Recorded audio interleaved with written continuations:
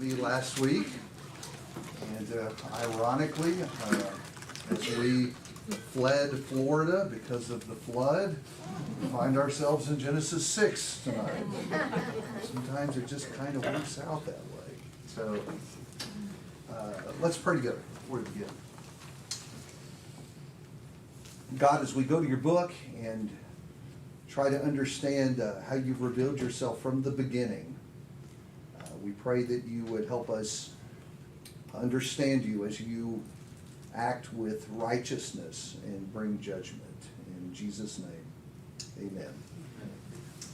So if I could throw back up here this chart we started with, the one I told you I ripped off from Jeff, the two great cycles of human history. While I was gone, we got another TV. Did y'all have that last week? Yeah. Did you? You didn't use it. No, I did. You did? Well, there you go. There you go. Well, so that's cool. Now you guys can not wrench your necks for the entire class. But if you remember the two cycles, Troy's still determined to look over his shoulder. I will try to gesture both directions.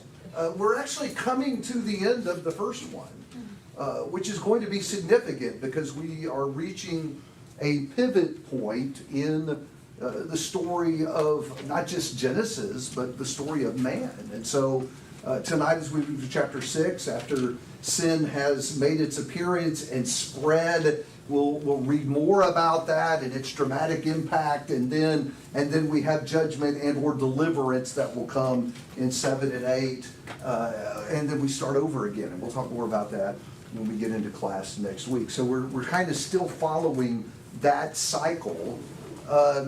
And then focusing in on this segment we're looking at, let me also sort of break that down into 4 pieces. I think when you look at the flood story, we open in chapter 6 with what I would call just setting the context. And we'll talk a little bit about what that's about. But I think the first 8 or 9 verses, I wrestled with my own division as I went back and studied some more this week. The first 8 or 9 verses give you context for what's coming, and then there's a lengthy segment that's just all about getting ready for the flood, right? The preparations, and then finally in chapter 7 and verse 6, the flood comes, and we're given some about that story, and then chapter 8 is entirely about the aftermath. And so what I'd like to do tonight is sort of walk through that, talk about it a little bit, and then we'll come back at the end and think about the bigger Bible story and how this contributes to that. I'm interested in what your thoughts you might have about that. And then we'll deal with one thing at the very end. I want to deal with the critic complaint that Moses is ripping off other ancient authors when he gives us the flood account here. I think probably the greatest, most frequent criticism you will hear of the flood story is that it isn't legit, that Moses is just ripping off a bunch of old flood stories that were around for a long time before him. So we'll talk about that too. Let's begin in chapter 6. I think I'm just going to read this segment because if you read this in advance, you know it's kind of loaded with interesting stuff, isn't it? So y'all don't go weird on me in this section, okay? Because there are some odd things. Let's read it together. Chapter 6, verse 1. Now it came about when man began to multiply on the face of the land, and daughters were born to them, that the sons of God saw that the daughters of men were beautiful, and they took wives for themselves, whomever they chose. Then the Lord said, My spirit shall not strive with man forever, because he also is flesh. Nevertheless, his days shall be 120 years. The Nephilim were on the earth in those days, and also afterward, when the sons of God came into the daughters of men, they bore children to them. Those were the mighty men who were of old, men of renown. Then the Lord saw that the wickedness of man was great on the earth, and that every intent of the thoughts of his heart was only evil continually. The Lord was sorry that he had made man on the earth, and he was grieved in his heart. The Lord said, I will blot out man whom I have created from the face of the land, from man to animals to creeping things to the birds of the sky, for I am sorry that I have made them. Now, this is where I don't know whether to throw in 9 with 8, because 9 says, but Noah found favor in the eyes of the Lord. And then 9 said, these are the records of the generations of Noah. Noah was a righteous man, blameless in his time. Noah walked with God. And that just, the more I thought about it, seemed to tuck nicely in with verse 8 as well. So, all kinds of bizarre stuff to ponder in these first 9 or 10 verses of chapter 6. I think what will help us make our way through this is if we remember what is Moses' primary point, what he's trying to tell us in this segment. Anyone want to take a shot at what that might be? That's a terrible way to ask a question, isn't it? It doesn't say, there's one right answer, let's see if you can get it, which is kind of what I'm saying. So, what do you think? Yeah, I wouldn't want to jump on that either. I'll take a shot. Take a shot. Take a risk. Well, of course, he's writing this as they came out of captivity, if you look at it from Moses' perspective, keeping themselves pure. I think you have here, and if you look back to 4 and 5, there's a line of Cain and a line of Seth. And it says in the Seth's time they called on the name of the Lord. So you have the faithful, the unfaithful, and they intermarry. And you get the corruption. So let's think about how the corruption plays into what's coming. Does that make sense? What do you think? How does this help us for what's coming, which is the flood? God couldn't take it anymore. I mean, it Yeah. was too corrupt. Yeah, I think that the setup of these first 8 or 9 verses is to say that what God is about to do is justified. The point being made in the first 8 verses or so is that men were terribly evil. Wickedness had started with Adam and Eve, and then Cain and Abel, and then boom, the problem just blows up. We'll say a little bit more about the 2 lines in a minute. And so God now must, in his righteousness, act. And so I think it justifies, because listen, the flood is horrible, folks. We tell it to children in Bible class, and when you really get what's going on, you kind of wonder why. Right? God's about to, in fact, this will be a point of emphasis when we get later into chapter 7. God is about to wipe out every living thing. What warrants such a dramatic judgment? So I think the first 8 verses are really critical, because it's God saying, here's why. Men were horrifically corrupt. Yes, ma'am? And up until this point, with Adam and Eve, we have kind of an isolated incident that speaks to a larger problem, but it's one thing. And then with Cain and Abel, we have one thing. And so it would be easy to look at those 2 and say, well, I mean, everyone sins from time to time. And the first part of this chapter says, no, they sin a lot. And that's why God has to do this. Well, so that actually segues into some of the kind of thorny sections of these first 8 verses.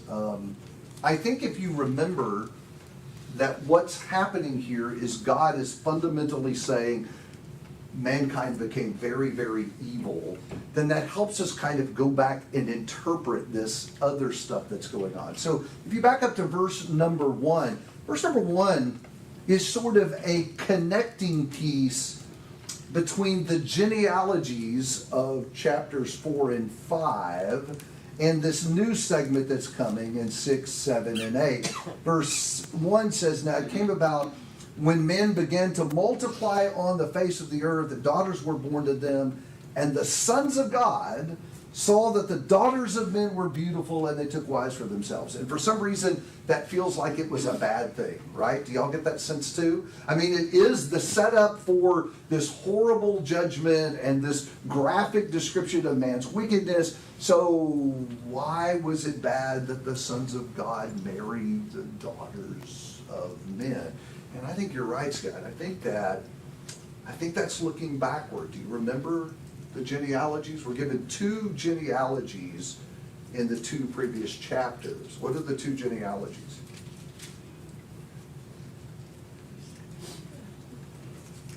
this is on you, dude. I put the question up on the screen. Go back and look at the video. They got it. Oh, I was watching you on video. There was an hour difference, man. I was with you in class. Well, I wasn't texting in questions like John Parsons does. But anyway, Adam. Cain and Seth. okay, so you have the genealogy of Cain, the surviving first of the first two sons of Adam, and then you have the genealogy of Seth, the third son. And fundamentally, what's the difference between Cain and Seth? One was better at serving God, the other one didn't have. Yeah, one was good, generally speaking, and one was not good. And so when it talks about the sons of God intermarrying with the daughters, the daughters of man, I think it's talking about the blending of the two lines. It's saying that Seth's line, the godly line, intermarried with the wicked line, right? Cain's line. How does that work out? Almost all the time. Nobody wants to touch that? How does it work out when the good blend with the evil? Yeah, the evil typically carries the day and they wind up being corrupted, which explains then why we get to verse 5 and he said the Lord saw that the wickedness of man was great on the earth. What had happened? Well, you had good and bad, but then they blended and that corrupted all of humanity. So the mixing of the two lines led to the corruption of man. Are you with me on that? And it is exceedingly bad. Every intent, the thoughts of his heart was only evil continually. So, backing up to verse 3, I skipped that. God says, my spirit shall not strive forever with, or shall not strive with man forever. What do you think that means?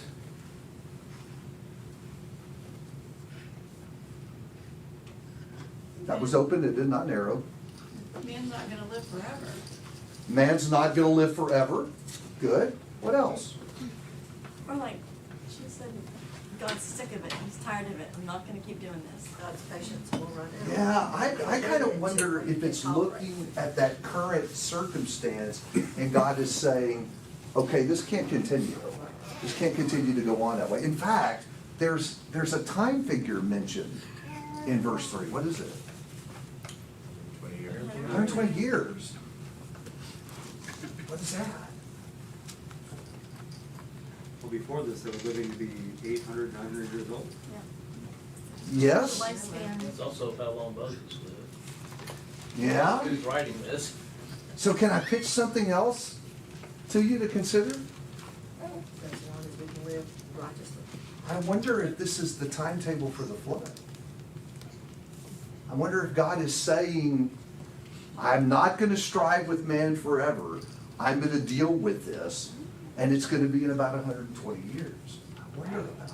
Consider the possibility. So the idea is that the lines mixed, man became horrifically corrupt. God said, this can't go on forever. In fact, in a little over 100 years, I'm going to intervene, and I'm going to deal with this. So can we just skip the Nephilim and move on? Yes, sir. There's a phrase at the end of chapter, verse 2, it says, when they married and took wives for themselves, whomever they chose. That seems to imply there was not a restriction that was adhered to. So, and you read Cain's line, he had multiple wives, Lamech did. Yeah. So it sounds like they had gotten away from God's plan. Now, I have wondered what to do with that, whomever they chose, because when I read that, it just echoes of some other passages that talk about men doing whatever they choose to do and how that doesn't work out very well.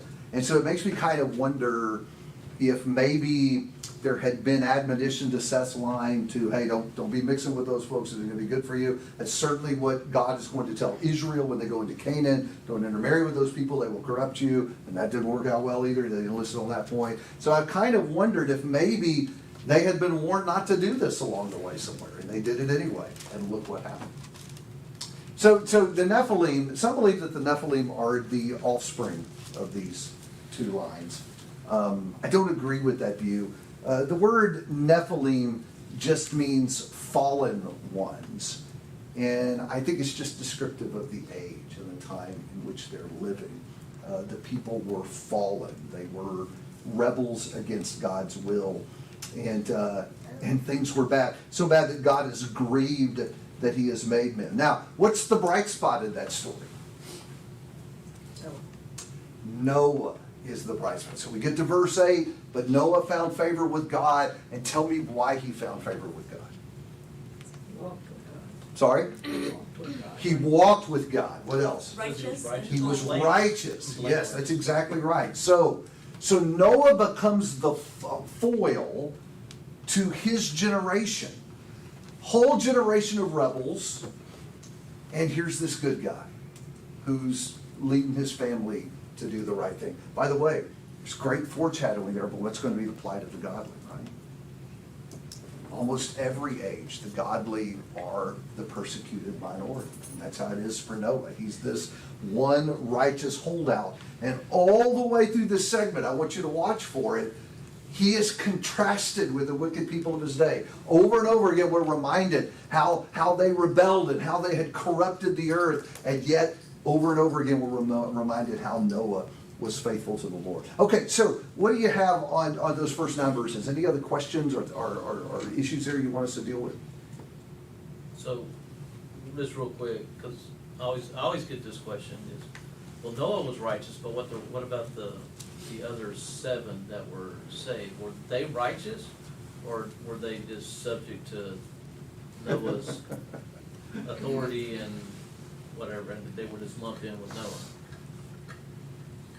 So, my view of that would be that they are righteous, and that's why they're saved on the ark.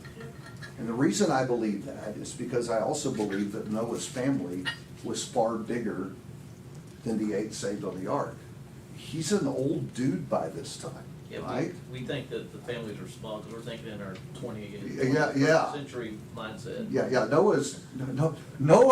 Noah likely has great grandchildren by this point, right?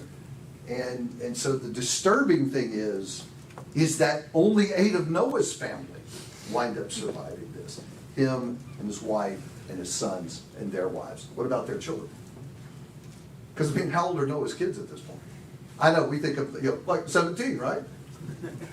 No, they're married. No, 22. No, they're hundreds of years old by this point. They had children. They had great-grandchildren. Where are they? Why aren't they mentioned?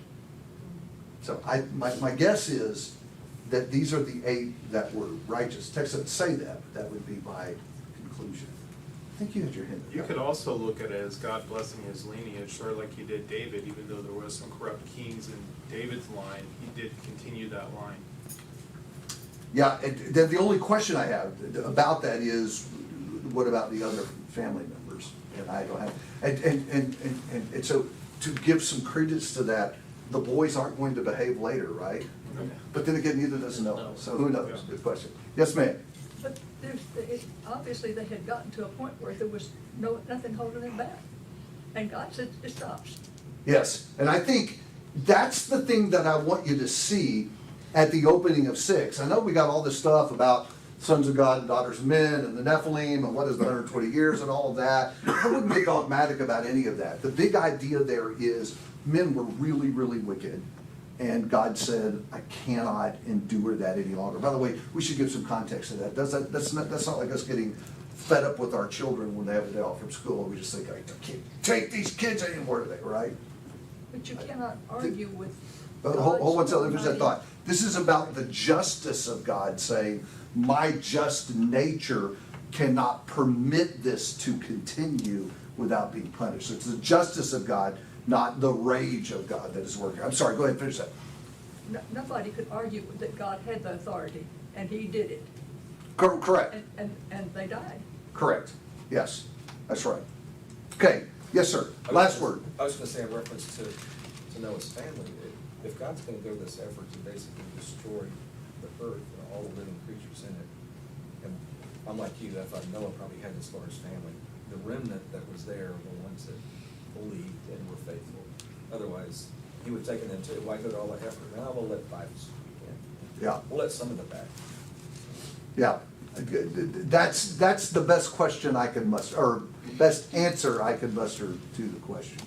Okay, segment 2 then turns us to the preparation. So after we kind of get the setting, the context for what God's about to do, then they begin the process of building. I see 2 segments here as well. If you look down in 6 and verse 14, God gives him 2 commands. The first one is, build an ark. Make for yourself an ark of gopher wood. And then the second command is in 7:1. What's the command there? You see it? Get in it. Get in it. Which makes me actually, and we'd have to ask Jeff if this is legit, but it makes me think of the creation story. Remember, God builds things and then he fills things, right? Well, once again, God has built something, or has Noah build it, and then he fills it with Noah's family. And so those are kind of the 2 segments of this. Now, in each of those segments, there is some repetition. For example, did you notice that we're told a couple of times about taking the animals by 2? Wasn't that interesting? So why the repetition?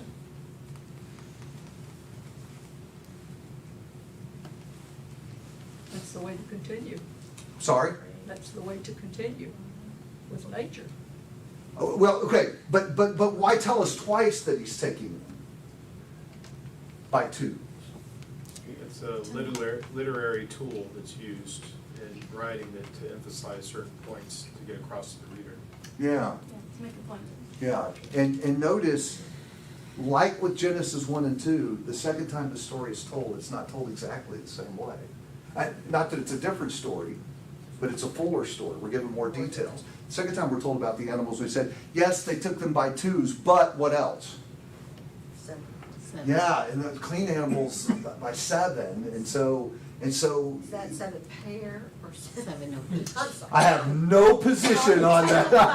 I've actually got that written in my notes. That can either be 7 pair or 7 individual, and I really hate the uneven number if it's 7 pair or. I think it has to be 7 pairs. It'd be 14, They have to but- go 2 by 2. They can't go 2 by 2. By the way, we get a little hint about what that's about later, don't we, in chapter 8? What do they do with the clean animals later? Sacrifice. Yeah. That became important that sadly, they didn't kill off all the cats as soon as they got them off the ark, which would have been. Stop. Did I say that? I'll need to edit the tape on that. So anyway, it's interesting that we do have some repetition with that. The other thing that I find interesting about the preparation segment is how very specific it is. Did y'all notice that? Like, what kind of detail does the prep segment give us? A lot. Yeah, I know. Like what? the tabernacle and all 3 that. levels, number 1. Exact number of. Yeah, there are construction details about the number of decks on the ship. Windows. He tells about windows, where the windows need to go, and the door. How to seal it and. The What seal. exact wood to use or. He tells them what kind of wood to use. You go to Lowe's, get the cheap pine. I want you to get the gopher, whatever that is, the gopher wood. And what's odd to me about that is the whole creation story is told in 1 chapter, and it's not even like an Isaiah long chapter. It's just an ordinary chapter in Genesis chapter 1. And so typically the Bible is very concise, but all of a sudden when we're doing the Noah story, well, actually, did you bring up the tabernacle? Was that you that said that? Or? Just said tabernacle. Somebody said tabernacle. Details. It's very much like what you encounter later in Exodus where Moses is given instructions about building the tabernacle. So let me pitch this out to you. Why do you think we're given all that detail? All the details about how it's to be built. Well, no, I had to have the detail. But we don't. In fact, I'm sure there's a lot more that God told him that perhaps we Does that don't. not exemplify his righteousness and that he followed step by step, detail by Because it detail, says what over God and over told him to do. again. Yeah, so Go- this go and is- did all that God commanded. Yeah, so we all notice that with me? That is a redundant device all the way through. By the way, remember, because the Bible is typically very concise, anytime something is sort of unpacked for us, pay attention. It's probably got some significance to it. And Troy, that was exactly my thought about this, that maybe God gives us all this detail because he wants to play off of it to show us Noah's obedience. So going back up to chapter 6 and verse 9, remember, he walked with God. Now go down to 6 and 22. We get this first record of what he was supposed to do, collect the animals and how, and put them in the ark. What does verse 22 tell us? He did all that he commanded. Noah did, All. according to all that God commanded him, so he did. And then you get this second segment at the beginning of 7, where we kind of have the redundancy, and we're told more about the ones that would be taken by 7, more animals and all of that. And you get to verse 5, and what are we told? Same thing. Noah did according to all that the Lord had commanded him. So I wonder if the detail is given because God is trying to play up his obedience. By the way, when you get to Exodus and they're building the tabernacle, you have exactly the same thing, the same redundant device. Over and over again, we're told how Moses obeyed God, right down to the last detail. He built it like God said to build it. And it's the same kind of thing where all this detail about, it's going to be this long and this wide and this high, these curtains and these furniture, all that detail is there. And I think it plays up the obedience. Who had their hand up? It just gives us, it just tells us we need to follow directions. I mean, that's our life, in everything that we do, and that's one thing that we're even to teach our kids or whatever is, that stop sign's there for a purpose. The directions that the doctor gave you, that's for a reason, Yeah. That kind of thing. And so that's one of the best examples right there. I agree. And I think one of the things that should make us cautious about is being dismissive about things in the text that we decide are details. I just think we need to be careful about that because I think there are folks who are inclined to look at things in the Bible today and say, surely God isn't serious about that. Have you ever had that conversation with people? And look at something in the Bible and say, surely God wasn't serious about that. He didn't mean that. Yeah. And I just think we got to be careful about that because remember that Genesis is giving us these two contrasting pathways. There's the path that the world has taken with the blending of the lines that has corrupted the world. They're not walking with God. And then you have this guy out here who is way in the minority, who's building a boat because a flood's coming. How nutty must that have been to everybody? And he's the guy who's doing what God said to do. So a whole lot of great practical lessons wrapped up in that. Yes, ma'am?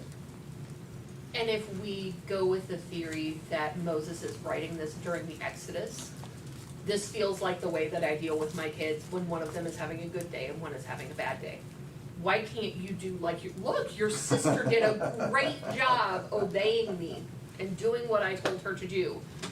Wasn't that a wonderful thing that this suddenly takes on new significance if Moses is writing this while he's out wandering around in the desert with a bunch of people who couldn't do what God told him to? We're building the tabernacle.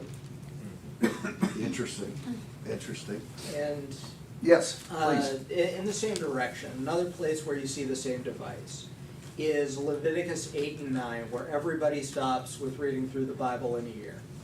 Oh, yes, Because- it's Leviticus. Leviticus is the read the Bible in a year plan killer, right? Yes. And Leviticus 8 and 9 is really tedious. Yes. It's dozens of times.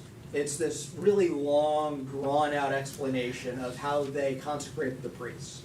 And Moses did this, just as the Lord commanded him, dozens of times. Over and over again. But where it ends is in Leviticus 10, where it says that Nadab and Abihu offered strange fire before the Lord, which he had not commanded them. And there we have the first example of somebody thinking the details aren't important. Yeah, exactly. And how did that work out for them? Hotly. Yes. So one other thing while we're in this segment on preparations. It actually gives us a chance to talk about one of the objections that critics have to Genesis, and particularly this story, and that is what I would just label logistical objections. So surely you've had somebody come along and say something like, we know that story's true because there's no way you could get all the animals on the ark, right? And even if you could get all the animals on the ark, what about the food? I mean, what would you do with the food? How would you keep them fed all the time, right? And what about like pythons, you know? How are you going to deal with the pythons? How do you know they're not going to eat children? Well, there weren't children on the ark, so that wouldn't work anyway. And then, of course, what would have been the greatest issue to me is the problem of ventilation. Because you have animals and they're eating, right? I can't do a cat box in the house. I don't want to be on a boat full of animals. Yeah, enough said, without ventilation. So these are the kinds of things that critics argue to say the story isn't true. Logistically, it just wouldn't work. And so what would you say to that? Yes? Again, if you go to verse 20, it says, at the end, 2 of every kind shall come to you, keep them alive. Now, I don't know if that's a translation thing, but it sounds like Noah didn't have to go out and capture these animals. They came to. Yeah, that's another question people raise. How did he ever go capture all of the animals? How did he ever do that? Yeah. So there's providence involved. So I think that there are some things that can explain how the animals were kept on the ark. Hibernation, I think, is a way to explain how animals were kept on the ark. I think sometimes we don't open ourselves to the possibility that God categorized animals differently. I think he could have taken 2 cats and not one of each variety. I would have taken no cats. But I'm sorry if y'all love cats. I don't. And it's just a good opportunity to say things about it. And anyway, I think maybe the categories are a little different, but I think we're missing the forest for the trees on this. Yes. Which is, you know where I'm going? This is God's plan. He can do whatever he wants. Yes. Let me remind you what I said at the beginning. The big miracle is Genesis 1:1, okay? In the beginning, God created the heavens and the earth. If God can do that, God can figure out how to get the animals he wants on the boat, okay? And feed the animals and deal with ventilation issues, okay? God can take care of all of that. I marvel that people quibble over this. Quibble over Genesis 1, and if you have a problem, it needs to be with God making everything. But to say that the God who can speak everything into existence said, oh my, the boat needed to be 10 feet bigger, I don't know what I was thinking. You know, come on, God can work that out. That doesn't even break a sweat in the morning. Yes, sir, please. If you can't believe this, and you can't believe the resurrection, you can't believe in Samuel showing up to Saul Right. and all that. Yes. No, I think the tough miracle is the first one. And if that one is true, we can have absolute confidence in the rest of them. Okay? So I would not even fret over, and I know some brothers who spend copious amounts of their time figuring out ark logistics. And I think it's a process that ultimately is flawed because, anybody have any idea? It's God's ark. It's God's ark, and Genesis 6 was not written to help us answer the critics that the ark wouldn't work logistically. It had a whole different agenda that it was working. And so for us to go back there and try to figure it all out, I think God's looking down and saying, you don't need to worry about that. I can figure that out. You just need to trust me. That's the point. Yes? Not only that, but he was building it where there's no water. Oh, I know. Noah must have been a freak. Come on, we just gotta own that. Noah, I tell you, you hear Jeff and I talk frequently about fundamental changes in cultural worldviews that are taking place. That you and I are growing up at a time that is unlike any other time in recent memory in this country. And in fact, Jeff will say that the period we lived through, where by and large most people kind of saw the world the way we did. There's a God, the Bible is His Word, Jesus is the Savior, and there's heaven or hell at the end. That's been an exceptional period. And then we're really kind of sliding back into what is real, stuff that looks more like this. We need to look at Noah. He's our guy. The guy who will listen to God and who will believe the thing and do the thing that everyone else thinks is nuts. And I promise you, that is the age we're coming into. When the idea that you would believe a story like this, culturally, people will say is crazy. And yet we need to be like Noah, who walked with the Lord. Questions about that? Flood itself appears to have lasted a little over a year. There are some time markers given, which I think are significant. To me, that bears the mark of authenticity. You know what I mean when I say that? It doesn't sound like a mythical story used for illustration, not when you have time marking. So what I mean by that is if you look at chapter 7 and verse 11, in the 600th year of Noah's life, in the 2nd month, on the 17th day of that month, on that same day, all the fountains of the great deep burst open and the floodgates of the sky were open. So the flood started at that time. And then if you jump ahead to chapter 8, and now I'm looking down at verse 13. Now it came about in the 601st year, in the 1st month, on the 1st of the month, the water dried up. Verse 14, in the 2nd month, on the 24th day of the month, the earth was dry. So I think it is curious that we're given these specific time figures, which to me bear the marks of a true story. And if I'm reading that correctly, what that means is that that the flood from beginning to end is roughly a year-long event. It's a long time to be on that boat with those animals. It also implies that it wasn't local. No, could not have been local, right? In fact, if there's something to highlight in this next segment, this would be from 7 and verse 6 through the end of chapter 7. The thing to highlight, I think, is beginning at verse 21. This is 7:21. All flesh that moved on the earth perished. Birds and cattle and beasts and every swarming thing that swarms upon the earth and all mankind. Of all that was on the dry land, all in whose nostrils was the breath of the Spirit of life, died. Thus he blotted out every living thing that was upon the face of the earth, from man to animal to creeping thing to the birds of the sky, and they were blotted out from the earth.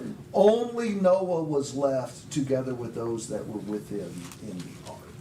That's the point of the flood. Every living thing died. Now, if you go back, let me see if I can back this up. If you go back to our 2 cycles, what's going to happen after the flood? Begins the next cycle. You start over. You're back to beginning conditions. And so I think one of the reasons for the emphasis there is we are completely starting over. It's beginning again. It's back to the startup, essentially, the startup conditions that you begin with in Genesis chapter 1. See that? Not as nice. What's that? I mean, they had no vegetation, right? It would have been destroyed in the. flood. Everything, yeah. Underwater for No trees, nothing. a year. Yeah. Well, something started growing because he waited till he got an olive branch. Well, remember, they didn't get off the ark when the water receded. We're getting ahead of ourselves a little bit. And how long did it say? There's a passage here. I was reading it this afternoon. 100 days? Where's the 100 days? 150 days water. What verse is that? 24:7. 7:20. Oh yeah, thank you. It was the very next verse. I just should have read on.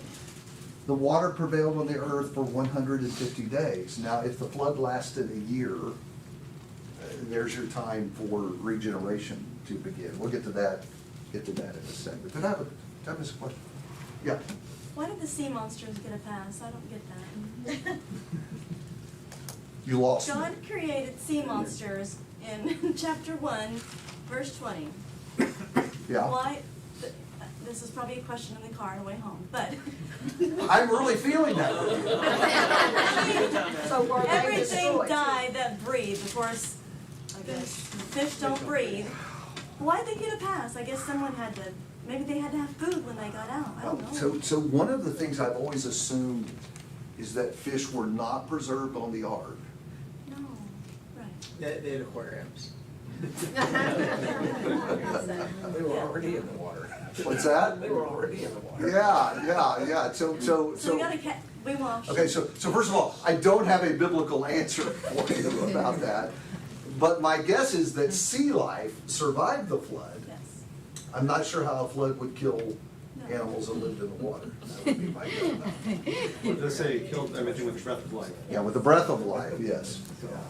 Distinguishing that from The sea life. sea creatures, yeah. That would be my gut about that. Any other questions about flood? Yes? Oh, I was gonna make a statement. The Chinese symbol for boat is 8 people in a vessel. It's Interesting. a combination of 2 characters of 8 people and. It's a the symbol for flood. vessel. Yeah. Symbol for flood is boat and eight. Yeah. Interesting. By the way, would critics say there are other flood stories from ancient times? Yes.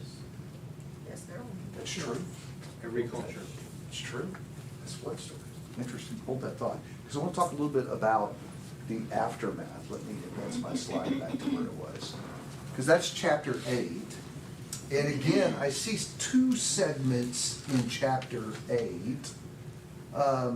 The first segment I would just call waiting, because there is a whole part of the story about them waiting. And then the other segment is about worship, which is what they do when they exit. So let's talk about the waiting period.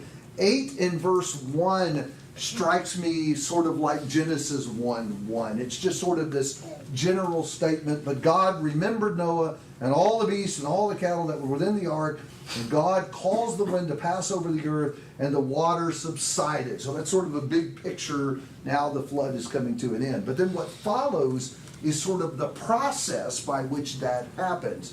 So the first thing in verse 2 that happens is what? You see it there? Sorry? I was looking at because of wind. Yes, that's 1. In 8:2, You The turn rain the spigot stops. off. the rain stops because in order for the floods to subside, it's got to stop raining. As we all learned with Harvey, right? Yes, it rained 10 inches on Monday, but the problem was it rained 10 inches on Tuesday and Wednesday and Thursday and Friday. That's why the waters didn't subside. They kept going up. So for the flood to stop, the rain has to stop. And then what happens in 8:3? Slowly receded. Sorry?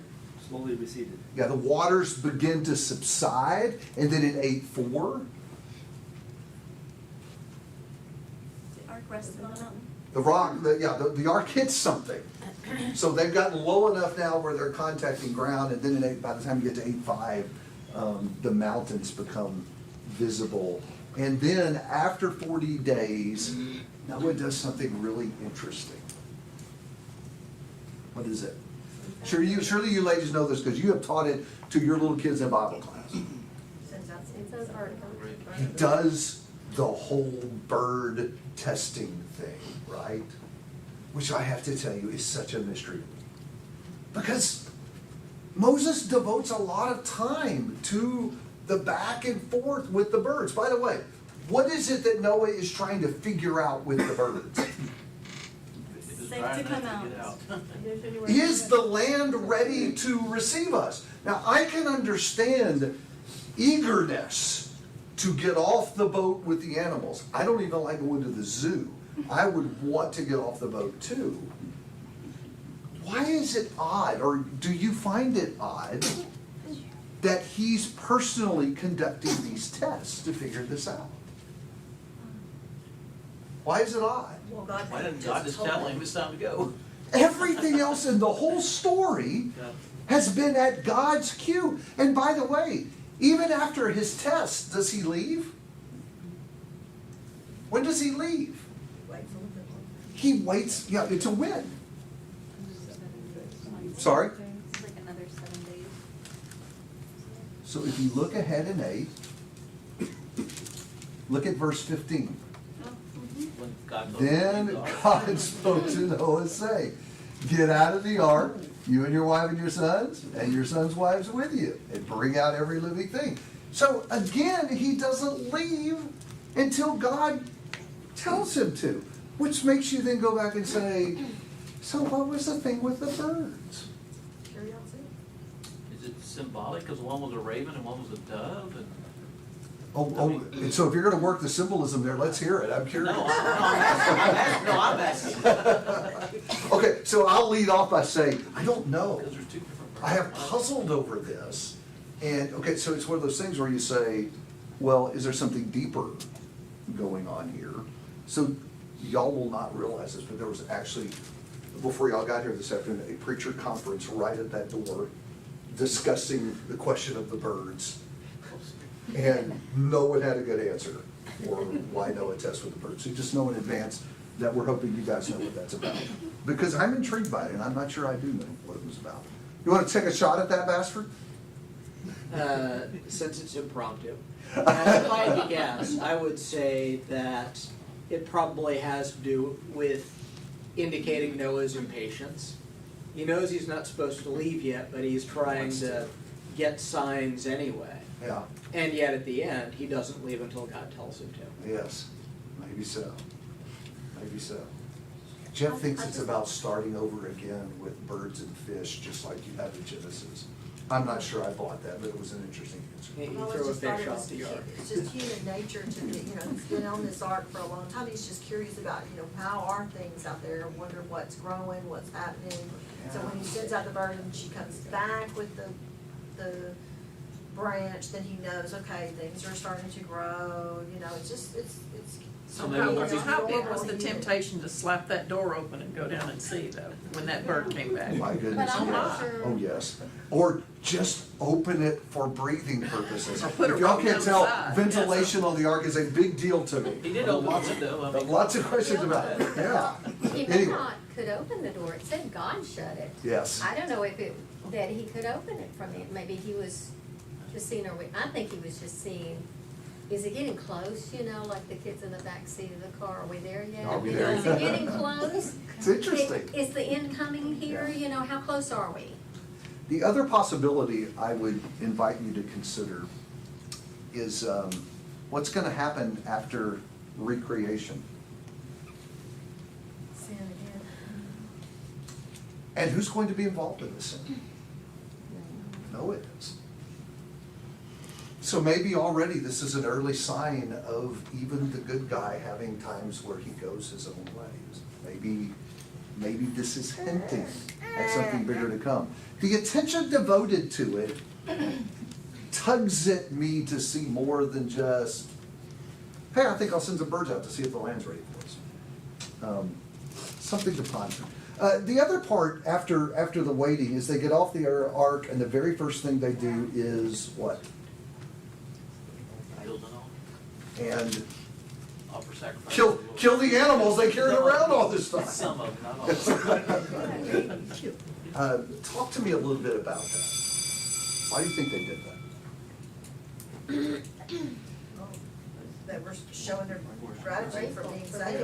Okay, so that's the word I was looking for. I think the act of worship here is all about gratitude. Isn't the act of worship always about gratitude? Not always. Sometimes it's celebration, but in this case, I think they are grateful to be counted among the survivors. And acts of worship always spring from that kind of a heart, grateful to God for what He's done for us. Before I'm out of time, I really don't want to fail to comment on the Moses stole the story argument made by critics of the Bible.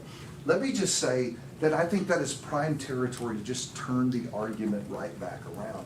Critics say, well, of course Moses has a flood story. All the ancient cultures have a flood story. Moses comes later, which he does and he doesn't. That just depends on how you view his writings. But Moses comes later, so surely he just stole the story from someone else. First of all, that's made up out of just pulled out of the air. There's no evidence that Moses ripped off the story. However, it is curious that cultures throughout the world have ancient flood stories.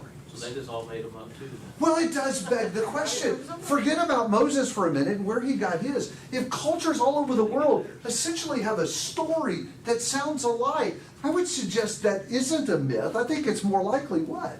History. Maybe underneath the very, and there are different stories, but maybe underneath that is the fact there really was a flood, and cultures down through time wrote about it. And maybe it was embellished and changed. We know how stories get changed down through time, and maybe what God has Moses do is come back and give this story as it happened. Something to consider. I actually think that's not an argument against the story being true. I think it argues that the story is true. So for next class, the problem is going to spread. We're going to do 9, 10, and 11 and talk about the Tower of Babel. And that'll bring us to an end of these first 11 great chapters. Thank you.